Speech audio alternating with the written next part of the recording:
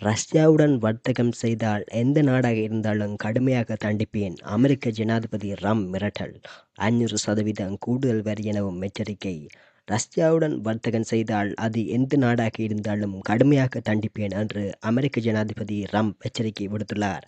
அமெரிக்க ஜனாதிபதியாக ட்ரம்ப் பதவியேற்றதை தொடர்ந்து கடுமையான கொள்கைகளை மேற்கொண்டு வருகிறார்.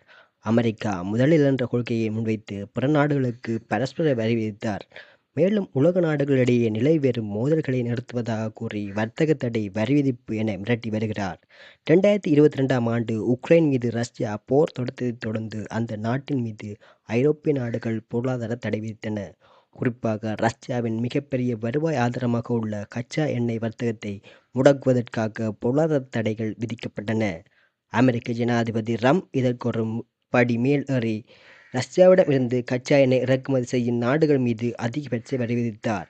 இந்நிலையில் ரஷ்யாவுடன் வர்த்தகத்தில் ஈடுபடும் எந்த நாடாக இருந்தாலும் கடுமையாக தண்டிக்கப்படும் என ட்ரம்ப் மிரட்டல் விடுத்துள்ளார். ரஷ்யாவுடன் வர்த்தகத்தில் ஈடுபடும் எந்த நாட்டின் மீதும் அமெரிக்கா பொருளாதார தடைகளை மேற்கொள்ளும். இதில் பாரபட்சம் இல்லை. அது எந்த நாடாக இருந்தாலும் சரி. இந்த பட்டியலில் ஈரானையும் சேர்க்கச் சொல்லியுள்ளேன் என்றார் அதிபர் ட்ரம்ப்.